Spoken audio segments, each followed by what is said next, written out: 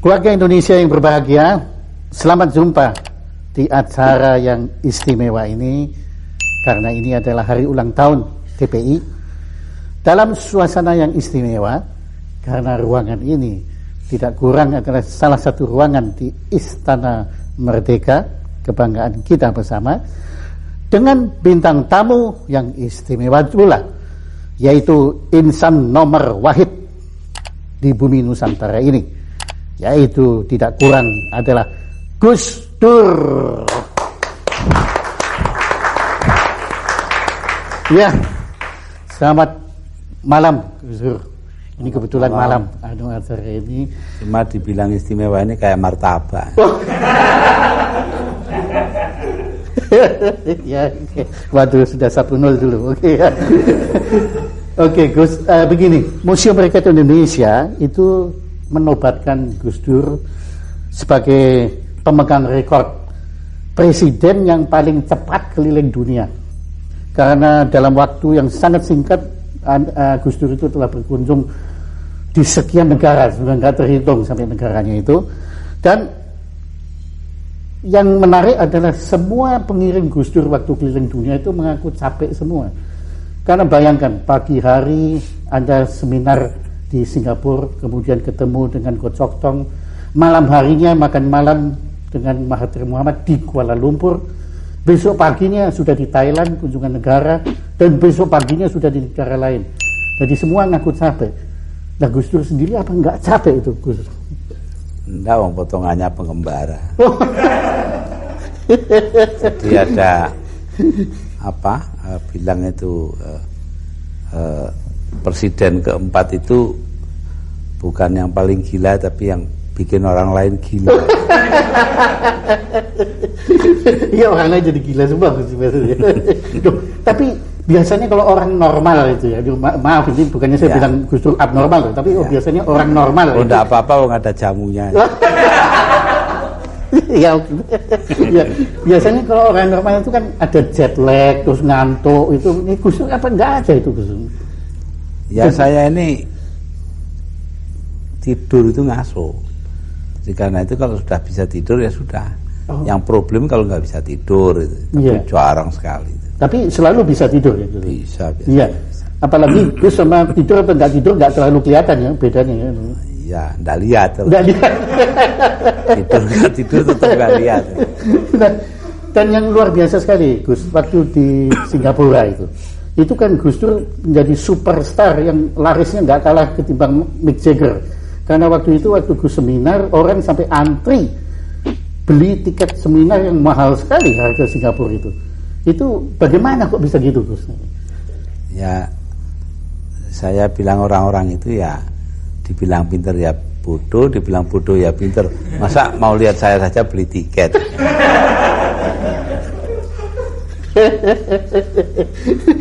Tapi waktu itu Gus waktu itu ngomong tentang investasi Indonesia waktu itu. Ya. Itu ya. Saking kebeletnya mau investasi aja. Jadi karena mereka sudah kebelet mau investasi itu ya.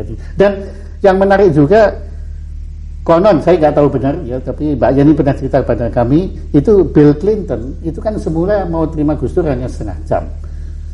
Kemudian setelah ketemu Gus Dur ditunggu sampai 1,5 jam, jadi 90 menit nggak selesai, sampai kalau nggak salah protokolernya yang nyetop waktu itu. Kok bisa gitu lama? Ngapain aja berdua dengan Bill Clinton? Ya ngobrol podo presiden. Saya ceritain kepada Bill Clinton ya, di belakang meja tulisnya itu, meja tulis presiden itu di tembok ada apa itu namanya, bolongan kecil gitu. Oh ya, itu apa namanya, dulu tempatnya Eisenhower naruh itu apa, tongkat golfnya itu, golf stick. Oh iya. Nah, Presiden Kennedy lalu ngajak wartawan ke situ. Ini loh perpustakaannya Eisenhower. Ya, seneng saya dongengi gitu. Oh, mana Gus Dur yang dongengi Presiden? Iya lah, terus dia nanya di buku apa itu? Dan memang di bukunya Ted Sorensen saya bacanya. Jadi Bill Clinton sendiri malah nggak tahu ceritanya itu ya. Ya, enggak, masa presiden baca buku. Oh, Di Amerika presiden baca buku itu artinya dia nganggur. Nah, kalau di sini presiden harus baca buku karena memang nganggur. aduh. Dan saya pernah lihat di salah satu foto itu Bill Clinton sedang ngakak terus tangannya gini megang dengkulnya Gus Dur gitu. Itu Gus Dur cerita apa itu lagi? Wah, Monica Lewinsky. Lupa saya. Mungkin cerita itu loh apa? Churchill sama Clement Attlee, Perdana Menteri Inggris itu, orang nomor 1 Inggris setelah Churchill. Attlee jadi Perdana Menteri, lalu kerjanya menasionalisir perusahaan yang besar-besar. Jadi nasionalisasi lah ya. Yeah. Nah, suatu ketika Attlee itu kencing di di tempat kencing di House of Commons di Parlemen Inggris. Churchill datang. Nah, dia kencing sampingnya, terus Attlee kok nengok sama dia, jangan lihat sini, kamu senengannya menasionalisir yang besar-besar. Mungkin itu. Itu kenyataannya itu memang besar atau gede lomongnya besar. Untungnya. Jadi itu Bill Clinton belum tahu dong yang itu, belum tahu ya. Wah, kalau gitu Bill Clinton ketagihan ketemu dia. Tapi di samping bicara tentang Churchill, bicara tentang golf itu, apalagi yang dibahas selama 1,5 jam itu kan lama. Oh ya, itu apa namanya, mengenai penanaman modal Amerika di luar negeri termasuk di Indonesia, ya, bagaimana dia akan membentuk kelompok tenaga ahli di bidang itu. Cuma sayang ya, saya tidak berani ngomong karena dia tidak paham. Kalau saya ngomong, sebenarnya saya mau bilang, saya tadinya itu, ya Anda nyiapkan tenaga ahli, kami sudah punya calon ahli di NU itu banyak calon ahli kubur. Ada seorang kenalan kami di NHK Jepang, itu dia cerita katanya waktu Gus Dur dipilih menjadi presiden tuh banyak orang nggak kenal Gus Dur itu siapa di sana ya, dan kemudian mereka juga siapa sih meragukan, tapi yang istimewa itu kemudian kalah sama Gus satunya ya. Gus apa ya? Gus Mauzanana. Oh. Ya. Iya. Ah, ya.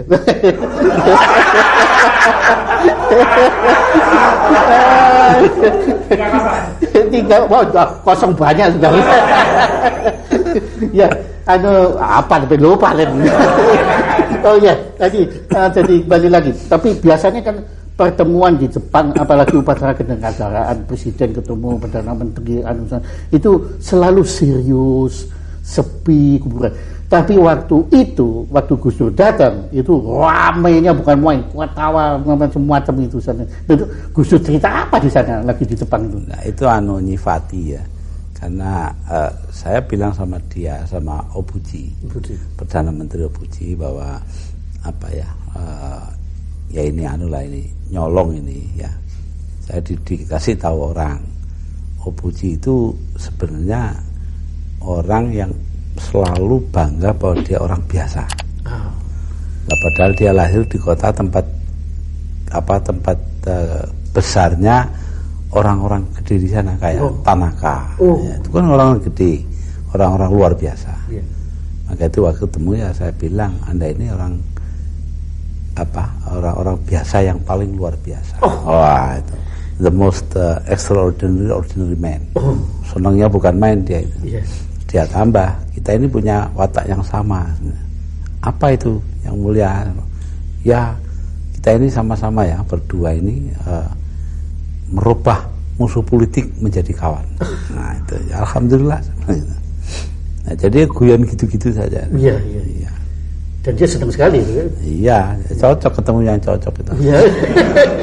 Itu dan dia juga kesini juga cocok betul itu. Iya, dan beliau menguasai bahasa Inggris langsung atau pakai terjemahan? Pakai terjemahan. Oh, itu yang lucu dengan yang terjemahkan itu. Nah, itu yang paling lucu yang punya RRC. Nah, dulu ya, bukan zaman saya ini. Iya. Nah, itu ada delegasi militer dipimpin Amerika, dipimpin oleh kepala gabungan, kepala staf. Datang ke sana, ngomongnya panjang. Kepala gabungan, kepala staf ini panjang sekali, kemudian diterjemahkan pendek, kok semua ketawa. Jadi terus dia tanya, kamu ini kok hebat ya menerjemahkan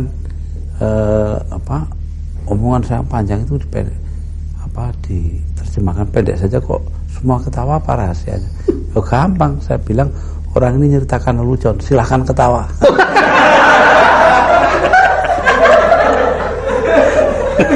Ini mereka tertawa, saya nggak bilang lelucon tuh. Mereka ketawa semua. Nah, yang ramai lagi saya dengar waktu Anda ke Arab, itu Gus Dur kan pidato dalam bahasa Arab. Itu orang-orang Arab ketawa semua ya lucunya. Tapi yang paling lucu katanya orang-orang Indonesia yang tidak bisa bahasa Arab juga ikut ketawa waktu itu semua. Kenapa tuh? Nah, itu karena seperti kata Pak Yudhoyono, kami tidak bisa bahasa Arab. Kami ketawa karena melihat orang Arab ketawa.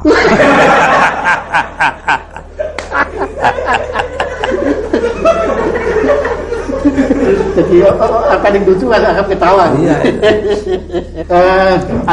Pasti semua negara di sekeliling kita sudah Gus Dur kunjungi. Kenapa justru Australia yang begitu dekat dengan kita kok dianaktirikan, kok nggak dikunjungi Gus Dur? Ya belum aja. Belum. Tapi Belum. bakal dikunjungi. Ya kalau pimpinan pemerintahnya bersikap rasional kepada kita gitu aja. Oh, jadi artinya sekarang nggak rasional? Ya terserah. Nah, yang jelas saya baca di koran dan juga dengar laporan bahwa dia, John Howard, Perdana Menteri, orang ke-1 di sana, pidato di depan parlemen bahwa Indonesia menjadi tempat transitnya orang Timur Tengah yang menjadi imigran gelap ke Australia. Loh, mestinya ya begini, sebelum diomongin ke parlemen, omong dululah sama kita, kayak kita tidak punya duta besar saja. Iya. Dan juga kayak dia nggak punya duta besar di sini. Iya, betul. Kemudian baru-baru ini Menteri Luar Negeri Alwi Shihab ngomong sama saya. Dia ditemui oleh Alexander Downer, Menteri Luar Negeri Australia di Macau. Ya, di sana terus ngomong-ngomong katanya Alwi Shihab pada dia, ya begini ya, kalau Anda betul-betul memperhatikan perasaannya orang Indonesia, ya berapa jauhnya sih Anda pergi dari Australia ke Indonesia kemudian pulang lagi? Kenapa kok sampai jadikan Indonesia ini sebagai tempat transit dari sini terus ke Singapura, kayak kita ini stasiun saja? Nah itu, oh ya nanti kita ke Jakarta pulang pergi.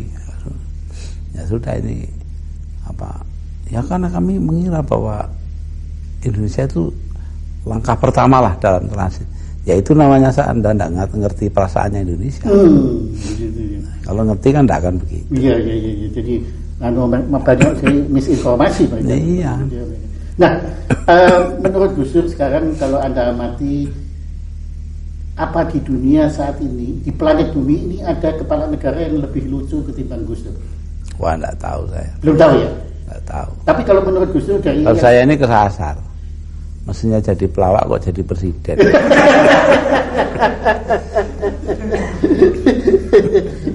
Tapi ngomong-ngomong Gus, ada yang iri juga loh terhadap kelucuan Gus Dur ini, yaitu teman kita yang namanya Arif Budiman itu yang ngungsi ke Australia itu Gus. Dia itu kan pernah ngomong Gus Dur itu sekarang nggak ada waktu ngurusin negara karena waktunya habis untuk koleksi lelucon gitu. Nah itu gimana komentarnya si Arif itu kan? Ya nanti lihat buktinya aja, gitu aja. Negaranya tambah makmur, keamanan bertambah baik, rakyatnya hidupnya semakin meningkat, ya berarti saya walaupun lucu ya bisa ngatur negara, gitu saya. Kalau menurut saya bukan walaupun lucu, tapi karena lucu maka Gus Dur bisa ngatur negara. Wah itu Anda sendiri ya. Ya saya sama Arif terlalu bertentangan loh. Ya. Nah, tapi saya ngormati Mas Arif kok. Pendiriannya bagus, sering bagus. Ya. Kalau sekali-sekali salah, iya. nggak apa-apa, manusia itu tempatnya salah dan lupa. Nah, Gus, ngomong ngomong-ngomong dulu kan sebetulnya ya Gus itu kan tidak ada persiapan atau mempersiapkan diri untuk menjadi presiden sebetulnya. Ya lebih banyak siapnya, ya, tapi tidak mempersiapkan diri. Nah, gitu. Ya. Suruh jadi ya jadi. Iya. Tapi kalau nggak salah kan sampai detik terakhir kan sebetulnya kan Gus juga tidak menduga kalau Gus terpilih menjadi presiden, betul kan? Sebetulnya sudah ada beberapa orang yang bilangin saya akan jadi presiden. Cuma ya saya diam aja ya. Soalnya bukan apa-apa. Ya kalau jadi ya, kalau enggak kan tambah sakit. Bisa diam aja, ternyata jadi betul. Iya. Sekarang saya bingung, mereka itu betul-betul sakti apa tidak. Gaya hidup Gus kan waktu itu setelah menjadi presiden kan harus juga berubah. Oh iya. Protokoler, antara lain yang paling populer adalah kebiasaan Gus pakai sandal yang harus pakai sepatu itu. Iya. Itu rasanya gimana Gus waktu pertama? Oh ya, sampai sekarang kakinya masih panas saja itu. Dan saya senengannya baju pendek, saya harus baju panjang. Oh iya benar. Tapi ya sudahlah, kalau dibandingkan nasibnya rakyat orang banyak, sudah ini apalah artinya sepatu sama hem panjang itu. Betul juga Gus di situ. Nah, kemudian tadi Gus sudah nyebut bahwa ibu memang mau ke istana. Tapi anak-anak gimana waktu itu? Komentar dari anak-anak kan Gus kan ada 4. Ya semuanya ada yang ikut, ada yang tidak. Sekarang pun ada yang ngekos di luar. Oh. Dekat UI karena dia kuliah di UI pagi dan sore. Jadi ya nggak tahu pulang sini ya kapan ada kosong pulang. Jadi dia indekos di sana ya? Iya. Karena lebih praktis ya? Iya. Jadi bebas nggak harus di sana ya? Iya. Tapi kalau menurut protokolnya biasanya anak-anaknya juga boleh tinggal di luar boleh ya? Ya satu tinggal di Ciganjur. Oh, ada satu lagi. Ya karena sekolahnya di Cinere dekat ini. Oh, ya. Nah, yang menarik Gus juga waktu Gus masih tinggal di Ciganjur, itu kan becak kan boleh berkeliaran di daerah sana Ciganjur itu. Nah, tapi yang menarik belakangan setelah Gus pindah ke istana, itu pemerintah daerah kok mengeluarkan peraturan becak nggak boleh lagi berkeliaran ini. Apa karena di sana Gus Dur nggak perlu becak? Oh, enggak, memang dari dulu kan becak nggak boleh. Oh, di sana nggak boleh? Nggak boleh. Oh. Di seluruh Jakarta nggak boleh, hanya di daerah perumahan, bukan jalan-jalan yang dilalui mobil. Nah kemarin ini digunakan kesempatan karena saya minta perhatian agar mereka itu dilindungi. Nah, pengertian dilindungi ini kalau pemerintah daerah ya nasibnya. Tapi kalau mereka ya boleh becak gitu loh. Padahal sudah saya ingatkan, masa manusia sama dengan kuda. Narik becak itu kan sama dengan kuda. Itu maksudnya orang yang larang becak itu. Nah, jadi ini ada ada perbedaan penafsiran. Iya. Jadi tidak hanya Quran saja, omongannya orang aja bisa ditafsirkan keliru. Iya. Dan memang belakangan ini kan banyak ucapan Gus Dur yang memang juga disalah tafsirkan gitu ya. Iya. Di situ ya. Iya. Nah, sejak awal Gus Dur terpilih menjadi presiden, Gus Dur kan mempersilahkan untuk dikritik. Iya. Ya, dan memang setelah itu Gus Dur benar saja banyak yang pihak-pihak mengkritik Gus Dur, baik kritik yang masuk akal maupun kritik yang masuk akal. Tetapi antara lain sikap Gus Dur itu kan memang kadang-kadang misterius. Kadang-kadang kalau ngomong kan berhenti, kemudian kita terpaksa menafsirkan sendiri sehingga banyak orang-orang yang tidak kenal Gus Dur itu makin salah tafsir terhadap Gus Dur. Nah, antara lain dalam gerak kepresidenan Gus Dur ini, terutama dalam mengatasi masalah yang kita paling parah pada saat ini, yaitu ancaman disintegrasi. Yaitu banyak pihak menilai Gus Dur lamban. Mereka menilai lamban. Nah, menurut saya ini kan salah satu kekeliruan tafsir lagi yang mungkin perlu kita ketahui langsung dari Gus Dur. Jadi sebetulnya bagaimana Gus ini mengenai masalah penanganan Gus Dur terhadap disintegrasi? Saya rasa yang satu yang paling penting ya, kita harus melakukan identifikasi kelompok-kelompok mana yang secara strategis harus diajak berunding. Itu yang paling pokok dan itu makan waktu. Itu yang seolah-olah lamban itu di situ. Jadi nggak bisa langsung gitu. Nggak bisa. Sama saja kalau yang bilang lamban, saya bilang silakan Anda coba sendiri kalau bisa gitu. Jadi proses. Iya, itu semua ada. Seperti Aceh, sampai hari ini aja belum selesai. Ini barusan mau rekam ini, saya dapat dapat laporan bahwa keadaan di Aceh semakin panas. Itu satu contoh. Jadi tidak semudah yang kita inginkan. Tapi ya alhamdulillah pelan-pelan sudah mulai baik. Iya. Jadi dimana kalau perlu ya kita harus keras. Ya. Umpamanya contohnya di Maluku. Maluku itu saya minta kepada Laksamana Widodo sebagai Panglima TNI itu untuk bertindak keras, menggeledah rumah-rumah mencari senjata kan. Kemudian orang-orang dari sini yang bersenjata naik kapal laut sebelum mendarat di Maluku digeledah polisi dulu. Kalau ada yang senjata yang ada dipegang dengan orang-orang yang ditangkap. Jadi itu tidak segampang membalik tangan gampangannya lah. Jadi memakan waktu juga. Itu pun belum tentu tidak dibikin lagi karena ya ada oknum-oknum, ada yang sipil, ada yang bekas TNI segala macam itu untuk ingin mengganggu. Ya, kenapa? Karena privilege mereka atau kenyamanan mereka terganggu oleh keadaan sekarang. Reformasi ini ya. Iya. Jadi ini semacam upaya menstatus quo-kan posisi ini. Betul. Jadi seperti yang kemarin terjadi di Mataram sudah jelas semua.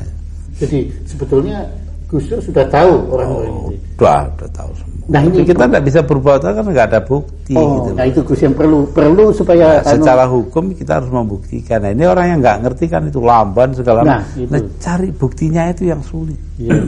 Karena mereka dalam melakukan itu cukup terampil sehingga jebakan-jebakan perangkap hukum itu nggak bisa kena semua itu.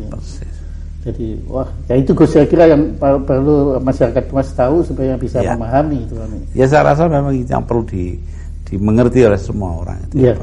Dan juga bahwa karena mereka itu istilahnya itu ada di di tempat gelap, kita di tempat terang. Mereka bisa ngelempar seenaknya. Jadi mereka bisa bikin kerusuhan di mana saja. Tetapi tidak usah takut. Pemerintah sudah bertekad untuk menyelesaikan masalah ini. Jadi begitu kejadian satu tempat langsung digarap, dan begitu digarap maka ya tentu saja mereka akan lari. Iya. Tapi jadi sikap dari pemerintah ini hanya bisa menangani kalau sudah terlanjur kejadian. Betul, memang. Tidak bisa preventif. Tidak bisa. Tidak bisa ya. Untuk preventif itu kalau sudah negaranya maju mungkin ya bisa. Nah, kita sabar. Iya. Saya sabar. Beberapa orang yang ngomongin tidak karu-karuan, saya tahu semua, saya dengerin aja. Nah, tapi nanti kalau sudah keterlaluan, sudah ganti aja orang ini. Iya. Jadi Gus Dur yakin kalau Gus Dur sebetulnya sudah punya kendali terhadap ini. Cuma perlu waktu ya. Iya itu. Betul. Waktu dan saya yakinkan kemarin seperti Ko Chok Tong ya. Kemudian juga Van Artsen, Menteri Luar Negeri Belanda kemarin datang ya. Hari ini ya delegasi dagang dari Amerika. Kemudian juga Wakil Menteri Luar Negeri Inggris kemarin, Christopher, itu semuanya saya beritahu, tidak usah khawatir. Kalau memang you masih ragu-ragu, jangan tanam di daerah yang ribut, taruh aja di Jawa, di mana gitu. Selektif jadi. Selektif, tidak ada masalah. Jangan dihubung-hubungkan seluruh daerah. Dan saya rasa nggak lama, sebentar lagi juga sudah sudah selesai. Nah, tetapi ngomong-ngomong tentang kabinet Gus Dur sendiri, itu Gus Dur sendiri kan pernah juga mengakui kabinet ini kan kabinet hasil dagang politik kan, jadi kompromi dan macam-macam itu. Jadi menurut Gus Dur kritik bahwa kabinet Gus Dur ini kurang profesional, kemudian tidak terkoordinir, itu menurut pendapat Gus Dur sendiri bagaimana? Ya profesional atau tidaknya terserah pada pengaturan kabinetnya. Kalau diatur yang baik ya profesional. Sebab itu tergantung. Saya akan berusaha sebaik-baiknya untuk untuk bisa profesional. Ya, kalau keluhan wajar aja orang mengeluh sekali-sekali kan tidak masalah. Nah, adapun ini hasil dagang sapi ya tidak perlu dibantah, memang nyatanya begitu kok. Tapi itu tidak berarti kabinetnya jelek toh. Semua kabinet di dunia yang dasarnya parlementer itu hasil dagang sapi semua. Jadi itu iya, suatu lebih proses. baik demikian. Iya. Tapi kita nganggur seperti Belanda, Jerman, Inggris, iya, betul. ya semua dagang sapi semua. Koalisinya. Ya, yang tidak dagang sapi ya dagang kambing gitu. Dagang jago juga begitu. Nah, iya. Nah, DPM dan Depsos juga Gus Dur sudah bubarkan dan ternyata juga dampaknya sudah yang dahulunya bersurat sekarang sudah selesai. Tapi yang menarik waktu di DPR kita pernah dengar Gus Dur itu nyeletuk. Sebetulnya Depkes juga perlu dibubarkan. Nah, ini sebagai kita yang bakul-bakul jamu ini kan yang di Depkes ini jadi kita ini jadi gimana ini jadi kenapa kok Gus bisa punya enggak, maksud saya itu baik loh. Ya. Sebanyak mungkin kegiatan masyarakat itu ditangani masyarakat sendiri, jangan oleh pemerintah. Itu loh maksudnya. Ya. Lah Depkes itu urusannya obat, ya termasuk jamu lah. Itu kan diminum orang toh. Iya. Lah iya, tidak ditaruh di lemari karena itu bukan urusan pemerintah sebetulnya. Itu urusan masyarakat. Tapi ya sudahlah, keadaan begini ya sudah kita biarkan dulu. Nanti lambat laun kita kembalikan kepada masyarakat. Oh, gitu ya. Jadi kita nanti lambat laun kembalikan ke bakul-bakul jamu itu nanti. Ya, boleh. Nanti Nah, pemerintahnya beli jamu. Nah, kami dengar penglihatan Gus Dur sudah mulai pulih kan? Ya, mudah-mudahan 3 bulan lagi sudah bagus. Jadi Gus kan bisa membedakan warna ya? Sudah mulai. Wah, bagus. Biru muda sudah kelihatan. Kalau yang belum itu hijau dan merah. Iya. Tapi konon Gus. Mungkin karena saya poros tengah itu, Pak. Oh. Kalau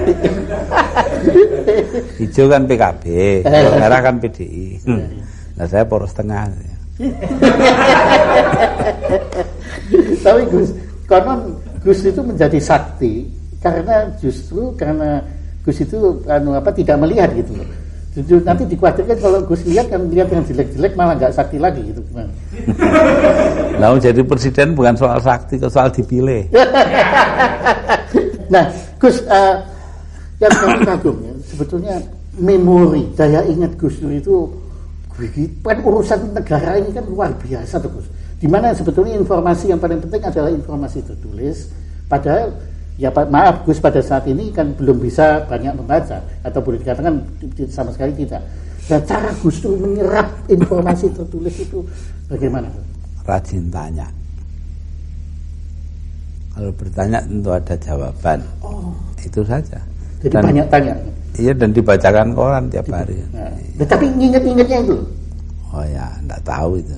Apa dulu sebelum kena stroke saya itu hafal 2000 nomor telepon.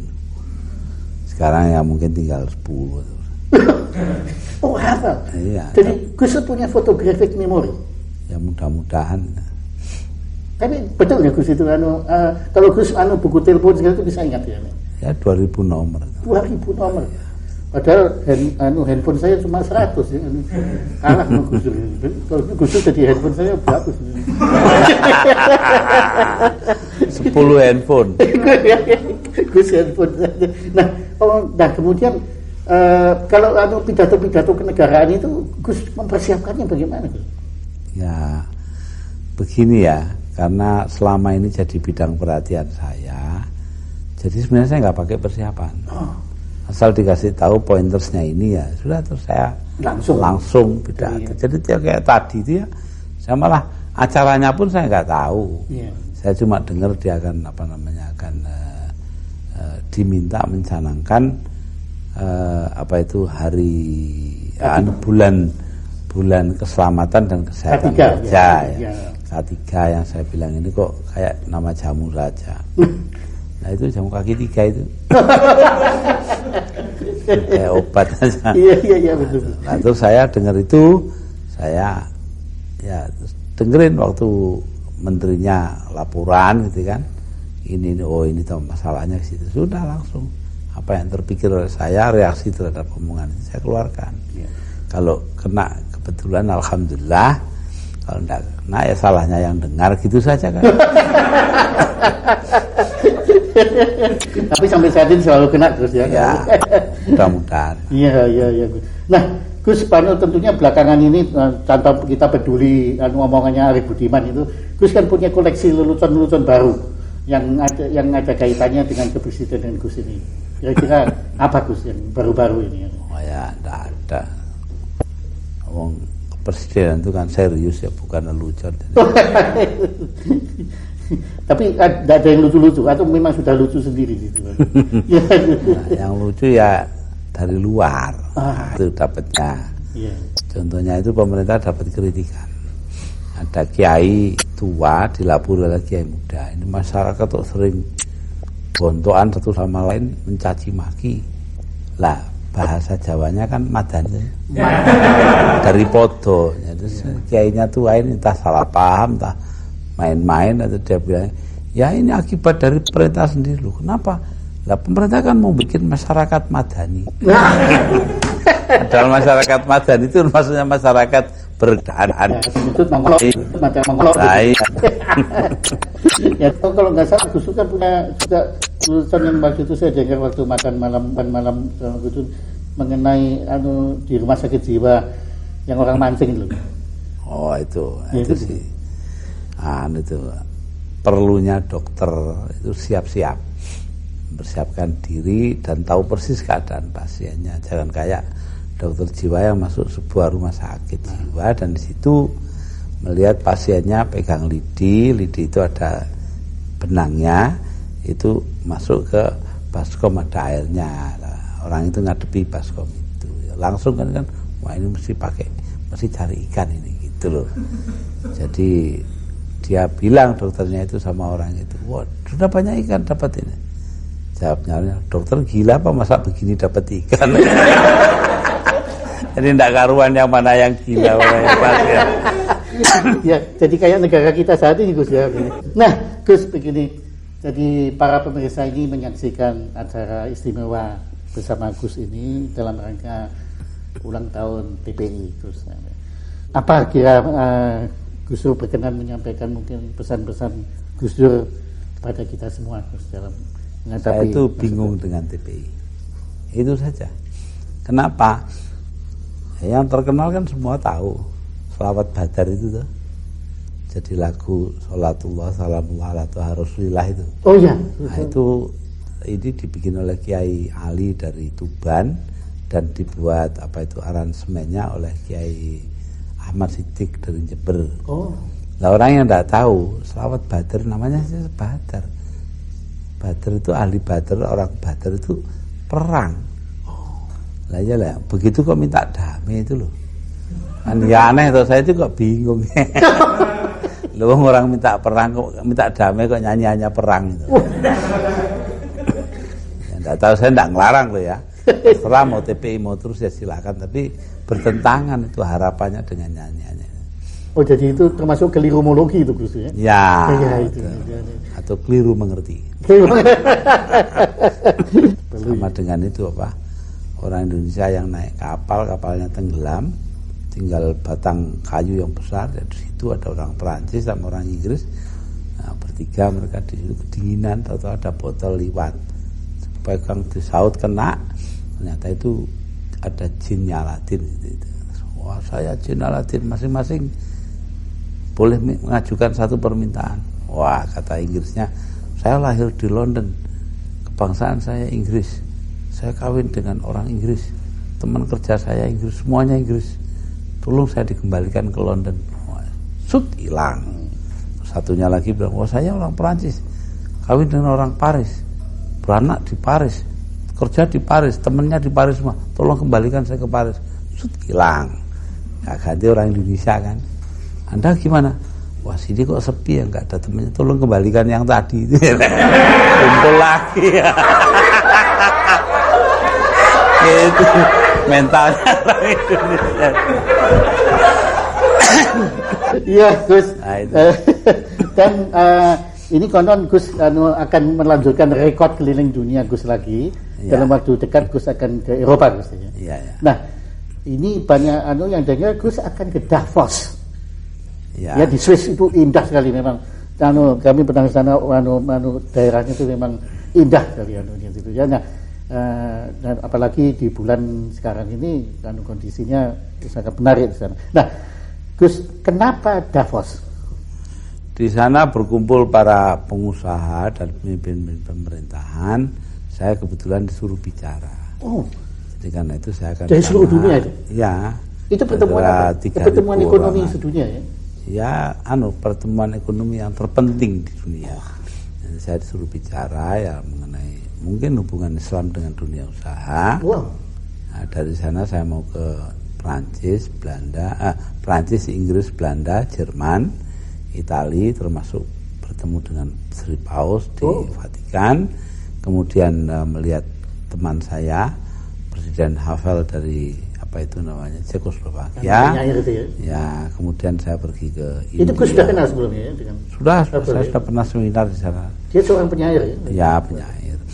Juga dramawan. Oh, dramawan. Ya, jadi kayak Arswendo. Ya, kayak Arswendo.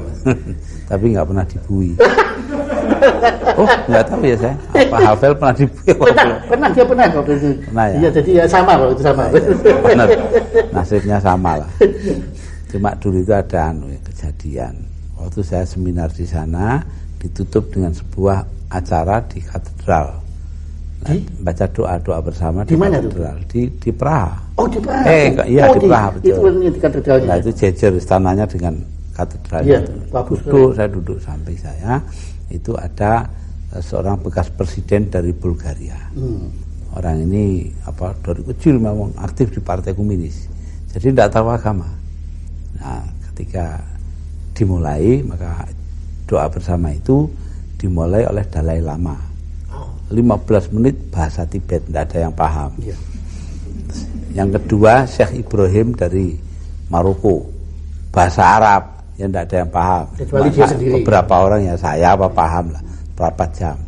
Kemudian habis itu Uskup Agung yang pegang katedral itu, ya, pakai bahasa Latin, tidak ada yang paham. Tiga-tiganya akhirnya Bulgaria tanya saya, ini pertemuan ini prosedurnya masih lama.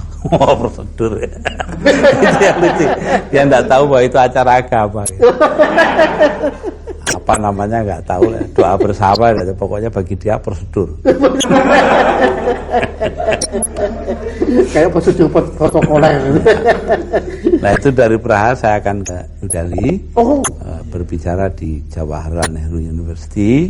Di samping ketemu dengan Perdana Menteri ya, dengan beberapa orang lain. Nah, kemudian 2 hari di sana saya ke Korea Selatan.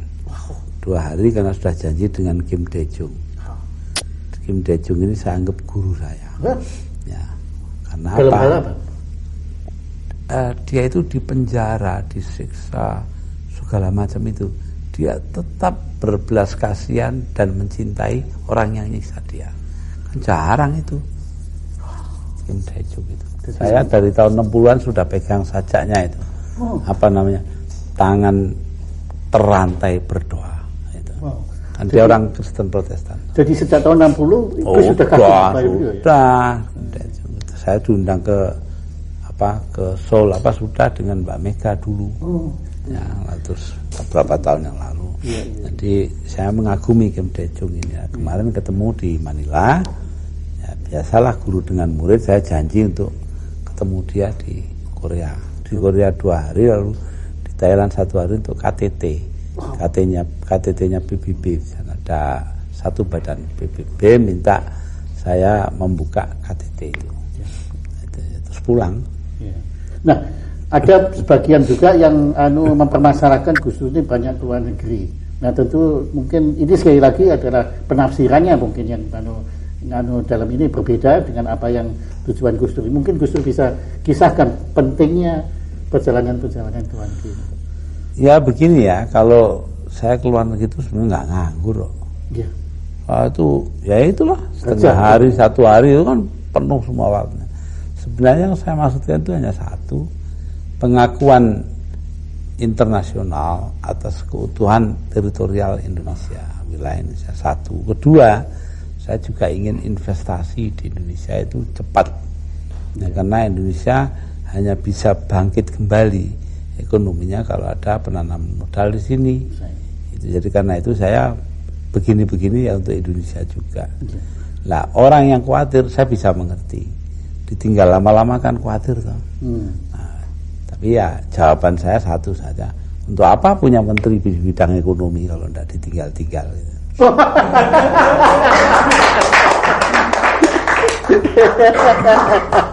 Sekarang betul-betul sebagai penutup Gus, ada pesan kepada kita semua Gus dalam menghadapi masa depan bangsa Indonesia tercinta ini. Saya rasa yang terpenting itu loh, kita harus punya rasa mengabdi kepada bangsa dan negara. Ini yang paling penting. Kalau ini bisa saya tanamkan dalam masa saya menjadi presiden ini, ya alhamdulillah. Berarti memang benar kata orang, bangsa Indonesia itu adalah bangsa yang baik hati. Ya, suka lupa keburukan orang, ingat terus kebaikan orang. Itu saya rasa mudah-mudahan kita, sebab dengan kita mengabdi kepada kepentingan bangsa dan negara dan mendudukkan kepentingan kita sendiri di tempat nomor 2, maka kita akan bisa mengangkat derajat negara kita. Ini yang membuat Amerika besar, ini yang membuat Republik Rakyat Cina besar, Jepang besar, ya, karena semuanya megang kebanggaan dirinya sebagai bangsa. Yang katanya Bung Karno meminjam ucapan dari Ernest Renan, raison d'être, sebab adanya sebuah bangsa itu apa. Nah, itu. Nah, jadi ini penting sekali diingat. Terima kasih. Gus-Dur. Ya. Demikian pemirsa bincang-bincang kita dengan Gus Dur, dan semoga dengan kehadiran Gus Dur dan penjelasan Gus Dur kita bisa lebih akrab dan lebih mengenal kepribadian sejati dari Gus Dur yang kita kagumi dan kita hormati dan kita cintai ini. Dan marilah kita bersama mengabdi kepada nusa dan bangsa Indonesia tercinta ini. Terima kasih.